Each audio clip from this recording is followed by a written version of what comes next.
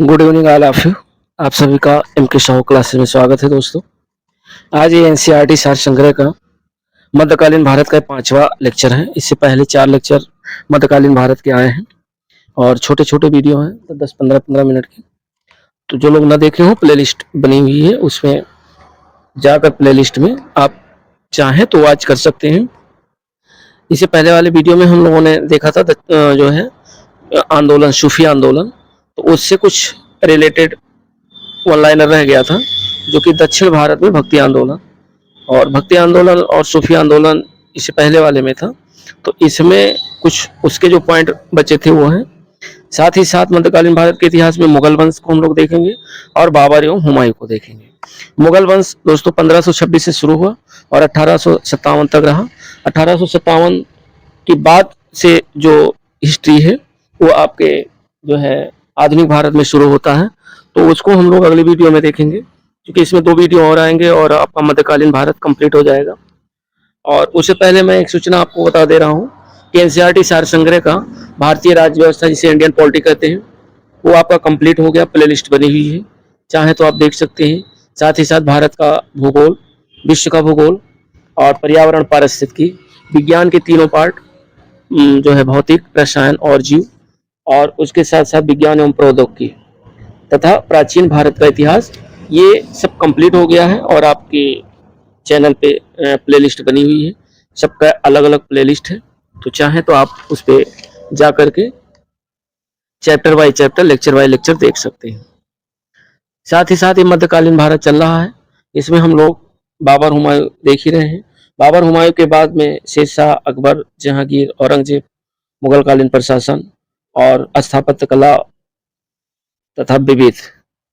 तो इसके बाद 2 वीडियो और लेक्चर आएंगे और ये हमारा एनसीईआरटी जो मध्यकालीन भारत का इतिहास है कंप्लीट हो जाएगा। उसके बाद हम लोग आधुनिक भारत का इतिहास शुरू करेंगे। तो दोस्तों वैसे ही देर हो गया, देर न करते हुए वीडियो को शुरू करते हैं। और पहला हम लोग देखते हैं कि दक्षिण भारत में भक्ति आंदोलन कहाँ तक सफल रहा। तो इसमें हम लोग देखते हैं कि दक्षिण भारत में भक्ति आंदोलन, तो इसमें 2 संप्रदाय को मानने वाले थे। एक तो विष्णु भक्त और जो दूसरे हुए वो शिव भक्त। विष्णु भक्त में देखा जाए तो अलवार संत और शिव भक्त में नैनार संत, यानी विष्णु भक्त को अलवार संत के नाम से भी जाना जाता है और शिव भक्तों को नैनार संतों के नाम से भी जाना जाता है। साथ ही साथ जो नैना और जो अलवार संत हुए उसमें देखते हैं नम्माल वार और मधुर कवि और अंडाल कुलशेखर। अंडाल जो थी ये महिला थी। और अगर नैनार संत में देखते हैं तो इसमें निरुना, बुक्करसु यानी अप्पर और तिरुज्ञान, संबंदर और सुंदर मूर्ति और मणिक वाचकर, ये हुए। तो इसमें और जो चीजें हैं देखते हैं कि जो गुरु नानक थे, गुरु नानक देव ने सिख धर्म, कई बार क्वेश्चन पूछा गया है सिख धर्म की स्थापना किसने की, तो गुरु नानक देव ने की। कि स्थापना किसके शासनकाल में की गई, ये भी पूछ सकता है। तो उस समय दोस्तों शासन था सिकंदर लोदी का। सिकंदर लोदी का शासन था और सिकंदर लोदी के कह लीजिए समकालीन या उनके जो है कवि के रूप में गुरु नानक देव थे। इन्होंने सिख धर्म की स्थापना की थी और उस समय शासन की अगर बात करें तो सिकंदर लोदी का था। अगला जो आते हैं वो चैतन्य महाप्रभु। चैतन्य महाप्रभु किस संप्रदाय से संबंधित है, तो चैतन्य महाप्रभु दोस्तों ये संबंधित है वैष्णव संप्रदाय। कई बार संप्रदाय पूछ लेता है, तो ध्यान रखिएगा चैतन्य जो महाप्रभु हैं ये वैष्णव संप्रदाय से संबंधित है। तुलसीदास किस शासक के समकालीन थे, तो तुलसीदास जो है अकबर और जहांगीर, अकबर तथा जहांगीर के शासनकाल से संबंधित थे। अर्थात जब अकबर का शासन था और जहांगीर का शासन था उस समय तुलसीदास जो है इन्हीं के समकालीन थे और उस समय तुलसीदास ने विभिन्न रचनाएं की। आगे हम लोग देखते हैं, अगला कह रहा है कि किस सूफी संत के विचारों को सिखों के धर्म ग्रंथ, सिखों का जो धर्म ग्रंथ आर्य ग्रंथ में संकलित किया गया है। और किस सूफी संत के विचारों को, तो ये हैं फरीदुद्दीन गंज ए सकर, अर्थात बाबा फरीद के नाम से मशहूर हुए और इन्होंने आर्य ग्रंथ संकलित किया। तो ये ध्यान रखिएगा कि किस सूफी संत के विचारों को सिखों के धर्म ग्रंथ, यानी सिखों का एक जो धर्म ग्रंथ है आर्य ग्रंथ में संकलित किया गया, तो विचार थे बाबा फरीद के। नेक्स्ट है कि मध्यकालीन भारत के जो संत थे, संत रामानंद का जन्म वर्ष 1299 ईस्वी में कहाँ हुआ? प्रयागराज में हुआ। ध्यान रखिएगा, जो संत रामानंद थे इनका जन्म 1299 में प्रयाग में हुआ था, जो इलाहाबाद के नाम से प्रसिद्ध है। ये मध्यकालीन भारत के हैं। अगला है ईस्टर त्योहार। ईस्टर त्योहार के पीछे ईसाइयों की क्या भावनाएं हैं? तो ईस्टर जो त्योहार होता है, पहली बात तो ये जान लीजिए कि ईस्टर त्योहार ईसाई लोग मनाते हैं, और इसमें क्या है कि सूली पर लटकाए जाने के बाद इसी दिन ईसा मसीह पुनर्जीवित हुए थे, तो इसीलिए ये ईस्टर त्योहार मनाया जा रहा है, क्योंकि ईसा मसीह को सूली पर लटकाया गया था और लटकाए जाने के बाद इस दिन ईसा मसीह पुनः जीवित हुए थे, यानी पुनर्जीवित हुए, और इसी पुनर्जीवन के उपलक्ष्य में ईसाई लोग प्रतिवर्ष ईस्टर त्योहार के रूप में इसे मनाते हैं। नेक्स्ट है भक्त तुकाराम। भक्त तुकाराम ये किस मुगल सम्राट के समकालीन थे? तो ये थे जहांगीर के समकालीन थे, यानी भक्त तुकाराम मुगल सम्राट जो थे जहांगीर, इन्हीं के समकालीन थे। नेक्स्ट पॉइंट कह रहा है कि भारत में चिश्ती सूफी मत को किसने स्थापित किया, या चिश्ती सूफी मत को स्थापित करने वाले कौन थे? तो ये थे ख्वाजा मोइनुद्दीन चिश्ती, इन्हीं के नाम पर इसको रखा गया है, और ये भारत में चिश्ती सूफी मत को स्थापित करने वाले पहले सूफी थे ख्वाजा मोइनुद्दीन चिश्ती। नेक्स्ट है तरह के सूफी संत जो थे मोइनुद्दीन चिश्ती की ये मान्यता थी कि संगीत ईश्वर के निकट पहुंचने का एक साधन है। ये कौन मानते थे? मोइनुद्दीन चिश्ती की ये मान्यता थी कि संगीत के द्वारा ईश्वर के निकट पहुंचा जा सकता है। और नेक्स्ट पॉइंट है कह रहा ईश्वर केवल मनुष्य के सद्गुण को पहचानता है तथा उनकी जात नहीं पूछता। आगामी दुनिया में यानी आने वाली दुनिया में कोई जात नहीं होगी। अर्थात ये सिद्धांत किस भक्ति संत का है? कौन से भक्त थे जिन्होंने इस सिद्धांत को दिया? तो ये भक्ति संत थे गुरु नानक। ये गुरु नानक देव जी का कथन है कि ईश्वर केवल मनुष्य के सद्गुण को पहचानता है तथा उनकी जात नहीं पूछता, और आने वाली जो दुनिया है, आगामी दुनिया में कोई जात नहीं होगी। तो ये सिद्धांत गुरु नानक का है। नेक्स्ट है रामचरितमानस नामक ग्रंथ की रचना या रचयिता कौन है? तो ये दोस्तों है तुलसीदास। बहुत ही फेमस रचना है। तो रामचरितमानस नामक ग्रंथ की रचना तुलसीदास ने की। और जो महाभारत की अगर बात करें तो महाभारत की रचना वेदव्यास ने की, और रामायण की रचना भी वेदव्यास ने की। ध्यान रखिएगा। अगला है प्रसिद्ध सूफी संत हाजी वारिस अली शाह एक प्रसिद्ध सूफी संत हुए, और इनकी मजार कहाँ पर स्थित है? तो जो हाजी वारिस अली शाह है, इनकी मजार देवा शरीफ में है, जो कि बाराबंकी जिले में पड़ता है, और बाराबंकी जिला आपके उत्तर प्रदेश में। नेक्स्ट है शेख निजामुद्दीन औलिया किसके शिष्य थे? तो ये बाबा फरीद के शिष्य थे। वेरी वेरी इंपॉर्टेंट, कई बार पूछा गया है, ध्यान रखिएगा। और नेक्स्ट है कि शेख निजामुद्दीन औलिया की अगर दरगाह की बात करें, शेख निजामुद्दीन औलिया की दरगाह कहाँ स्थित है?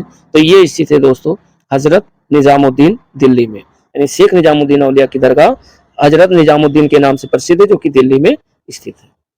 नेक्स्ट है कि सिखों का जो धर्म ग्रंथ है आदि ग्रंथ में शेख फरीदुद्दीन गज शंकर अर्थात बाबा फरीद जो कि सूफी संत हैं के विचारों को भी संकलित किया गया। अभी हम लोगों ने इससे पहले वाले पॉइंट में देखा है कि बाबा जो फरीद थे, इनके जो विचार हैं वो सिखों के जो धर्म ग्रंथ है आर्य ग्रंथ, इसमें इनके विचारों का संकलन भी है। नेक्स्ट है प्रसिद्ध संत सलीम चिश्ती। प्रसिद्ध एक संत हैं सलीम चिश्ती। ये कहाँ निवास करते थे? तो ये फतेहपुर सीकरी जो कि आगरा में है, यहाँ निवास करते थे। कौन? सलीम चिश्ती, संत सलीम चिश्ती। नेक्स्ट पॉइंट है कह रहा है कि शेख उल हिंद की पदवी किसे प्रदान की गई? तो शेख उल हिंद की पदवी दोस्तों शेख सलीम चिश्ती को प्रदान की गई। इंपॉर्टेंट है, पूछा गया है। नेक्स्ट है कि ईसा मसीह का जन्म कहाँ हुआ था? ईसा मसीह का जन्म बेथलहम में हुआ था, जो कि वर्तमान फिलिस्तीन में पड़ता है। तो ईसा मसीह का जन्म बेथलहम में हुआ, जो कि वर्तमान में फिलिस्तीन में है, पूछा जा सकता है। और नेक्स्ट पॉइंट है कि ईसाइयों द्वारा जो गुड फ्राइडे मनाया जाता है, गुड फ्राइडे इसलिए मनाया जाता है क्योंकि इस दिन ईसा मसीह को सूली पर चढ़ाया गया था। तो गुड फ्राइडे मनाया जाता है जिस दिन ईसा मसीह को सूली पर चढ़ाया गया। और ईस्टर जो मनाया जाता है, ईस्टर जो फेस्टिवल मनाया जाता है, वो उस दिन ईसा मसीह पुनर्जीवित हुए थे, इसी के उपलक्ष्य में मनाया जाता है। नेक्स्ट पॉइंट है कह रहा है कि सूफीवाद सिलसिले में कौन सा सिलसिला संगीत के विरुद्ध था? तो संगीत के विरुद्ध जो था वो नक्शबंदी था। नक्शबंदी जो कि सूफी सिलसिलेवाद में एक सिलसिला था संगीत के विरुद्ध, और वो सिलसिला था नक्शबंदी। नेक्स्ट पॉइंट है, कह रहा है कि किस सूफी संत ने कृष्ण को औलिया के रूप में माना? तो कृष्ण को औलिया के रूप में माना, और वो सूफी संत कौन थे? वो सूफी संत थे शाह मोहम्मद गौस। शाह मोहम्मद गौस ने कृष्ण को औलिया के रूप में माना। नेक्स्ट है कि बारह मासा के रचयिता कौन थे? तो बारह मासा के जो रचना की वो मलिक मोहम्मद जायसी के द्वारा लिखा गया, ध्यान रखिएगा, इंपॉर्टेंट है। और नेक्स्ट है कि दारा शिको द्वारा लिखित शेर-ए-अकबर, दोस्तों कई बार पूछा गया शेर-ए-अकबर। शेर-ए-अकबर शीर्षक के अंतर्गत उपनिषदों का फारसी में अनुवाद कराया। किसने कराया? दारा शिको ने कराया। तो दारा शिको द्वारा शेर-ए-अकबर शीर्षक के अंतर्गत उपनिषद जो हमारे देश के थे, उपनिषद का फारसी में किसने अनुवाद कराया? तो शेर-ए-अकबर के शीर्षक के रूप में दारा शिको द्वारा कराया गया। यानी उस उपनिषद को फारसी में अनुवाद कराया गया, और उस फारसी का जो शीर्षक रखा गया वो रखा गया शेर-ए-अकबर, और किसके द्वारा? दारा शिको के द्वारा। नेक्स्ट है कि कृष्ण जीवन परक प्रेम वाटिका काव्य की रचना किसने की? तो ये दोस्तों प्रेम वाटिका काव्य की रचना रसखान ने की, और ये वेरी वेरी इंपॉर्टेंट, कई बार विभिन्न एग्जामों में पूछा गया हो, चाहे वो आपका यूपीपी हो, यूपीपीसीएस हो, या आरओ हो, सभी में ये पूछा गया है क्वेश्चन, ध्यान रखिएगा। प्रेम वाटिका रसखान की रचना, प्रसिद्ध रचना है। नेक्स्ट है निजामुद्दीन औलिया ने भेंट करने के लिए किस सुल्तान से इनकार कर दिया था? तो निजामुद्दीन औलिया एक सूफी संत थे जिन्होंने अलाउद्दीन खिलजी जो कि सुल्तान थे उस समय, सुल्तान की उपाधि इन्हें दी गई थी, और इनसे जो है निजामुद्दीन औलिया ने भेंट करने से इनकार कर दिया। तो ये थे कौन? अलाउद्दीन खिलजी। अलाउद्दीन खिलजी से निजामुद्दीन औलिया ने भेंट नहीं किया। नेक्स्ट पॉइंट कह रहा है कि आदि शंकराचार्य द्वारा स्थापित 4 पीठ, यानी आदि शंकराचार्य ने 4 पीठों की स्थापना की, और वो 4 पीठ कौन कौन से हैं? तो वेद, स्थल और राज। एक तो श्रृंगेरी पीठ ये शिव की है, और ये मैसूर में स्थापित की गई जो कि कर्नाटक राज्य में है। दूसरा है गोवर्धन पीठ, ये बलभद्र एवं सुभद्रा के नाम से प्रसिद्ध है, और ये पुरी में स्थापित किया गया, और पुरी कहाँ पड़ता है? उड़ीसा में। शारदा पीठ की स्थापना कृष्ण के द्वारा जो है शारदा पीठ की स्थापना आदि शंकराचार्य ने की, जो कि शारदा पीठ कृष्ण का भक्ति स्थल है, और ये दोस्तों द्वारका में है, और द्वारका कहाँ पड़ती है? गुजरात है। तो आगे हम लोग देखते हैं मुगल शासकों के कुछ मकबरे हैं, उन्हें देख लेते हैं, यहाँ से क्वेश्चन जो है बनते हैं। तो एक बार इन्हें हम लोग रिवाइज कर लेते हैं। कह रहा है कि बाबर एक शासक है और मकबरा, ध्यान रखिएगा, बाबर का मकबरा आगरा और काबुल 2 जगह है, ये ध्यान रखिएगा। हुमायूं का मकबरा दिल्ली में है, अकबर का मकबरा सिकंदरा जो कि आगरा में पड़ता है वहाँ है, जहांगीर का मकबरा लाहौर में है, और लाहौर में शाहदरा के पास, और शाहजहां का मकबरा आगरा में है। साथ ही साथ औरंगजेब का दोस्तों मकबरा जो है ये औरंगाबाद जो कि दौलताबाद में पड़ता है, यहाँ पर है। तो ये ध्यान रखिएगा, ये क्वेश्चन जो शासक और मकबरा ये 1 लाइनर में भी पूछ सकता है और मैचिंग भी पूछ सकता है, साथ ही साथ कोट के रूप में भी प्रश्न बन सकते हैं। नेक्स्ट पॉइंट हम लोग देखते हैं कि मध्यकालीन भारत के जो मुगल शासक थे मूलतः कौन थे? तो मध्यकालीन भारत के जो मुगल शासक थे ये मूलतः चगताई तुर्क थे, चगताई तुर्की थे। तो ये ध्यान रखिएगा, जो मुगल शासक थे ये तुर्की थे। और नेक्स्ट है जो मध्यकालीन भारत के, ये भी ध्यान रखिएगा।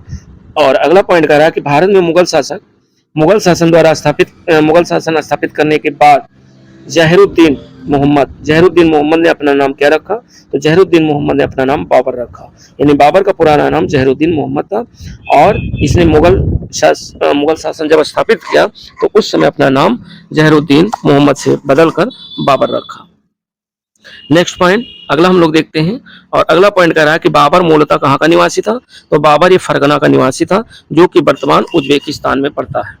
नेक्स्ट पॉइंट है कि बाबर अपने पिता के पक्ष से अगर देखा जाए तो ये तैमूर वंश का, तथा माता के पक्ष से देखा जाए तो चंगेज का, यानी मंगोल शासक के वंश का था। कौन? बाबर। ये भी क्वेश्चन पूछा गया है, ध्यान रखिएगा। और अगला पॉइंट कह रहा है, अगला पॉइंट हम लोग देखते हैं, और इसमें कह रहा है कि भारत में जो मुगल साम्राज्य है, मुगल साम्राज्य की स्थापना किसके द्वारा की गई? तो मुगल साम्राज्य की स्थापना बाबर के द्वारा की गई। वेरी वेरी इंपॉर्टेंट है दोस्तों, ध्यान रखिएगा। नेक्स्ट है कि मध्यकालीन भारत में मुगल शासक वस्तुतः कौन थे? तो मध्यकालीन भारत में जो मुगल शासक थे वो चगताई तुर्क थे, और अगला है कि बाबर को भारत पर आक्रमण करने के लिए किसने आमंत्रित किया? तो बताइए, आलम खां तथा राणा सांगा, इन लोगों ने भारत पर आक्रमण करने के लिए आमंत्रित किया था और ये भारत के थे। बाबर को भारत पर आक्रमण करने के लिए आलम खां और राणा सांगा के द्वारा आमंत्रित किया गया था। नेक्स्ट पॉइंट देखते हैं हम लोग, पानीपत। ये दोस्तों कई बार पूछा गया क्वेश्चन। पानीपत का पहला युद्ध 21 अप्रैल 1526 को हुआ। बाबर तथा इब्राहिम लोदी के मध्य हुआ। ध्यान रखिएगा, पूछ लेता है किसके किसके मध्य हुआ, तो बाबर इब्राहिम लोदी के मध्य हुआ। कब हुआ? 21 अप्रैल 1526 को हुआ, जिसमें बाबर ने इब्राहिम लोदी को पराजित किया। तो बाबर के द्वारा इब्राहिम लोदी पराजित हुआ और भारत में उसी समय मुगल वंश की स्थापना हुई, यानी मुगल साम्राज्य की नींव उसी समय डाली गई 1526 में। नेक्स्ट पॉइंट है कि बाबर ने किस युद्ध में तुलगुमा पद्धति का प्रयोग किया था? तो बाबर ने पानीपत के पहले युद्ध में तुलगुमा पद्धति का प्रयोग किया। किसके द्वारा? बाबर के द्वारा। तुलगुमा पद्धति का प्रयोग सबसे पहले पानीपत के प्रथम युद्ध में किया गया। नेक्स्ट पॉइंट है कि सर्वप्रथम तोपों का प्रयोग, जो तोप है, तोप का प्रयोग किस युद्ध में किया गया? तो सबसे पहले तोप का प्रयोग भी पानीपत के पहले युद्ध में किया गया। नेक्स्ट है, बाबर ने जिहाद का नारा किस युद्ध में दिया था? तो बाबर ने जिहाद का नारा खानवा के युद्ध में दिया था। जिहाद का नारा दिया था और किस युद्ध में? खानवा के युद्ध में। ये भी ध्यान रखिएगा। और सबसे पहले तोप का प्रयोग पानीपत के पहले युद्ध में किया गया। नेक्स्ट है, खानवा का युद्ध में विजय के बाद, जब खानवा का युद्ध जो है बाबर ने जीता, तो जीतने के बाद बाबर ने कौन सी उपाधि धारण की? तो बाबर ने गाजी की उपाधि धारण की। गाजी अर्थात काफिरों को मारने वाला, काफिरों को मारने वाले की उपाधि अर्थात गाजी की उपाधि धारण की। किसने? बाबर ने। किस युद्ध को जीतने के बाद? तो खानवा के युद्ध जीतने के बाद। वेरी वेरी इंपॉर्टेंट है, यहाँ से क्वेश्चन बनते ही बनते हैं। और नेक्स्ट पॉइंट हम लोग देखते हैं कि बाबर ने तुर्की भाषा में तुजुक ए बाबरी, दोस्तों कई बार पूछा गया है कि तुजुक ए बाबरी, ये जो कि बाबरनामा है, ये नामक आत्मकथा किसके द्वारा लिखी गई? तो बाबर ने लिखा था, इसे तुर्की भाषा में लिखा। ये ध्यान रखिएगा, तुजुक ए बाबरी के नाम से कभी कभी पूछ लेता है, या ऐसे पूछ सकता है बाबरनामा नामक आत्मकथा किसने लिखी? तो बाबर ने लिखी। किस भाषा में लिखी? तुर्की भाषा में लिखी। और इसका शीर्षक क्या रखा? तुजुक ए बाबरी। नेक्स्ट पॉइंट हम लोग देखते हैं कि बाबर ने अपनी आत्मकथा बाबरनामा में किस हिंदू राज्य का उल्लेख किया है? तो बाबर ने अपनी आत्मकथा ने बाबरनामा में मेवाड़ और विजयनगर हिंदू राज्यों का उल्लेख किया है। नेक्स्ट है, बाबरी मस्जिद। बाबरी मस्जिद का निर्माण किसने कराया था? तो बाबरी मस्जिद का निर्माण मीर बाकी ने करवाया था। किसके द्वारा करवाया गया था? मीर बाकी के द्वारा करवाया गया था बाबरी मस्जिद का निर्माण। और ये भी ध्यान रखिएगा। नेक्स्ट पॉइंट हम लोग देखते हैं कि बाबर द्वारा लड़े गए प्रमुख युद्ध जो थे, तो युद्ध देख लेते हैं, और विपक्ष में कौन था उसको भी देख लेते हैं, क्योंकि यहाँ से क्वेश्चन आपके या तो मैचिंग वाले बन सकते हैं, या कोट वाले क्वेश्चन बन सकते हैं, या आपके वन लाइनर भी क्वेश्चन बन सकते हैं। तो ये चीज़ ध्यान रखिए, इसमें युद्ध कौन कौन से लड़े गए और विपक्ष में कौन था। तो पानीपत का दोस्तों पहला युद्ध लड़ा गया 1526 में। सन पूछ लेता है कि पानीपत का युद्ध कब लड़ा गया? 1526 में लड़ा गया। किसके किसके बीच लड़ा गया? तो बाबर और इब्राहिम लोदी के बीच लड़ा गया। और दूसरा है खानवा का युद्ध कब लड़ा गया? तो 1527 में लड़ा गया। और किसके बीच लड़ा गया? तो बाबर और राणा सांगा के मध्य लड़ा गया। तीसरा है चंदेरी का युद्ध, ये 1528 ईस्वी में हुआ। और किसके किसके बीच? बाबर और मेदिनी राय के मध्य हुआ। और चौथा है घाघरा का युद्ध, ये 1529 ईस्वी में लड़ा गया। ये किसके बीच लड़ा गया? तो बाबर और महमूद लोदी के मध्य लड़ा गया। और उपयुक्त जितने भी युद्ध हुए उसमें सब में बाबर विजयी रहा, और विपक्ष में जो थे वो लोग हारे। यानी जो है, जैसे पानीपत का जो पहला युद्ध हुआ उसमें बाबर की जीत हुई और इब्राहिम लोदी असफल रहा। तो इसी तरीके से जो चार युद्ध हुए, पानीपत का प्रथम युद्ध, खानवा का युद्ध, चंदेरी का युद्ध, घाघरा का युद्ध, ये दोस्तों सभी चारों युद्धों में बाबर की विजय हुई और जो विपक्ष में थे इनकी हार हुई। तो ये ध्यान रखिएगा, पानीपत का 1526, खानवा का 1527, चंदेरी का 1528, घाघरा का 1529। 26, 27, 28, 29 पानी पिया, खाना खाया, और पानी ऐसे आप ट्रिक के माध्यम से बना लीजिए, पानी पिया, खाया, और चंदेरी का युद्ध, और फिर घाघरा का युद्ध। तो ये ध्यान रखिएगा, चार युद्ध हैं और चारों में बाबर विजयी रहा। नेक्स्ट पॉइंट हम लोग देखते हैं कि बाबर के आक्रमण के समय जो भारतीय राज थे वो कैसे थे? राज और शासक, यानी कौन से राज थे और उनके शासक कौन थे? तो विजयनगर राज्य के शासक दोस्तों कृष्णदेव राय थे। दिल्ली के शासक थे इब्राहिम लोदी थे, बंगाल के शासक थे नुसरत शाह थे, और मेवाड़ के शासक राणा सांगा थे। इन सभी के साथ बाबर के युद्ध हुए। अगला पॉइंट हम लोग देखते हैं कि बाबर को उसकी उदारता, उदार भी था, तो बाबर को उसकी उदारता के कारण लोग उसे किस नाम से पुकारते थे, तो उसे कलंदर की उपाधि दी गई। कई बार क्वेश्चन पूछा गया है कि कलंदर की उपाधि किसे दी गई, तो बाबर को दी गई। और क्यों दी गई, क्योंकि वो बहुत ही उदार शासक था। अगला है, आगरा में किसने ज्यामितीय विधि, आगरा में ज्यामितीय विधि से बाग यानी आराम बाग नूरे अफगान के नाम से लगवाया था। तो जो आराम बाग लगवाया था वो बाबर ने लगवाया था। किस विधि से, ज्यामितीय विधि से, ये ध्यान रखिएगा। और इस बाग का नाम आराम बाग या नूरे अफगान के नाम से भी ये बाग का निर्माण कराया बाबर के द्वारा। तो ये इसमें पूछ सकता है कि किस विधि, तो ज्यामितीय विधि, ये ध्यान रखिएगा, बाबर ने यूज किया था। हुमायूं ने चुनार दुर्ग पर पहली बार कब आक्रमण किया, तो चुनार दुर्ग पर हुमायूं ने पहली बार 1532 ईस्वी में आक्रमण किया। किसने आक्रमण किया, चुनार दुर्ग पर हुमायूं ने, कब, 1532 ईस्वी में पहली बार। नेक्स्ट पॉइंट हम लोग देखते हैं कि हुमायूं ने कालिंजर का अभियान दोस्तों कई बार पूछा गया है, किस वर्ष किया, तो ये किया था 1530 ईस्वी में। 1530 ईस्वी में हुमायूं ने कालिंजर का अभियान शुरू किया था। नेक्स्ट है कि कौन सा मुगल शासक था जो ज्योतिष में विश्वास करता था, तो ज्योतिष में विश्वास करता था दोस्तों वो था हुमायूं शासक ज्योतिष में विश्वास करता था। 26 जून 1539 ईस्वी को चौसा का युद्ध हुआ।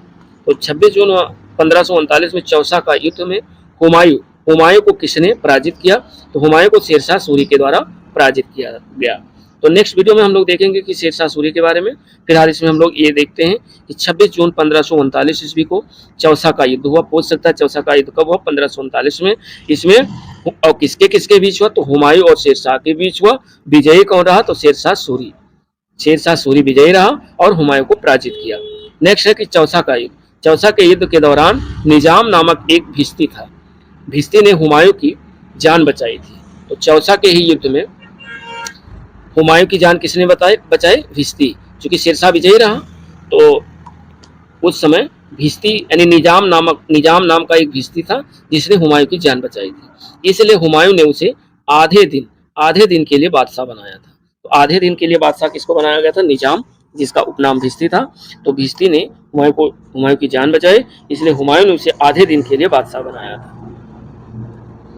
नेक्स्ट पॉइंट हम लोग देखते हैं कि किस युद्ध में पराजित होने के बाद हुमायूं को दिल्ली की गद्दी छोड़कर भागना पड़ा। यानी कौन सा ऐसा युद्ध था जिसमें पराजित हो गया और पराजित होने के बाद हुमायूं को दिल्ली की गद्दी छोड़कर भागना पड़ा।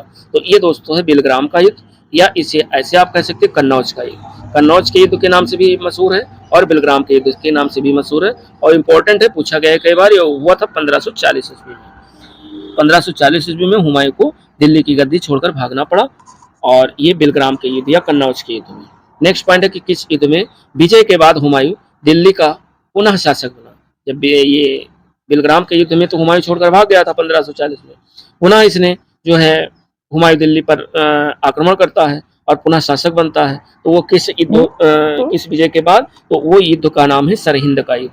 सरहिंद का युद्ध कब किया, 1555 में। 40 में गया और 15 साल बाद सरहिंद का युद्ध में हुमायूं ने दिल्ली को पुनः अपने कब्जे में कर लिया और पुनः उसका शासक बन गया। तो आगे अगला पॉइंट कह रहा है कि 1556 में यानी 55 में इसे जीतने के बाद 1556 में हुमायूं की मृत्यु हो गई। और मृत्यु किस कारण से हुई, तो ये देखना है। तो मृत्यु दोस्तों पुस्तकालय अर्थात दीन ए पनाह की सीढ़ियों से गिरने के कारण हुई। तो हुमायूं की मृत्यु कैसे हुई, तो सीढ़ियों से गिरने के कारण हुई और पुस्तकालय की सीढ़ियों से गिरने के कारण हुई। और मृत्यु कब हुई, तो 1556 ईस्वी में हुई। नेक्स्ट पॉइंट है कि स्वर्ण सिक्का यानी सोने का सिक्का जारी करने वाला पहला मुगल शासक कौन था। दोस्तों वेरी वेरी इंपॉर्टेंट है, ध्यान रखिएगा। सोने का सिक्का जारी करने वाला पहला मुगल शासक जो था वो आपका हुमायूं ही है। नेक्स्ट और लास्ट पॉइंट हम लोग देखते हैं कि हुमायूं के मकबरे का निर्माण किसने कराया, उसकी पत्नी हाजी बेगम ने कराया। हाजी बेगम के द्वारा दिल्ली में करवाया गया था और श्वेत संगमरमर से इसे निर्मित किया गया। ये भारत का पहला दोहरे गुंबद वाला मकबरा है, ये ध्यान रखिएगा। भारत का प्रथम दोहरे गुंबद वाला मकबरा है जिसका निर्माण हुमायूं की पत्नी हाजी बेगम के द्वारा श्वेत संगमरमर से करवाया गया था। और कहाँ करवाया गया, दिल्ली में करवाया गया। तो ये दोस्तों बहुत ही इंपॉर्टेंट पॉइंट थे, एनसीईआरटी वन लाइनर सार संग्रह का था। अगली वीडियो हम लोग बहुत जल्दी सोच रहे हैं कि कवर कर लें, 2 वीडियो इसके और आएंगे और आपका मध्यकालीन भारत कंप्लीट हो जाएगा। उसके बाद हम लोग आधुनिक भारत का इतिहास शुरू करेंगे और ये 5वां लेक्चर है। इससे पहले मध्यकालीन भारत के 4 लेक्चर दोस्तों आए हैं, जो लोग ना देखे हों प्लेलिस्ट में जा करके सभी चैप्टरों का प्लेलिस्ट बनी हुई है और chapter wise chapter, lecture wise lecture आसानी के साथ छोटे-छोटे वीडियो तो 10-15 मिनट के आप चाहें तो देख सकते हैं। तो दोस्तों मिलते हैं नेक्स्ट वीडियो के साथ, तब तक के लिए नमस्कार।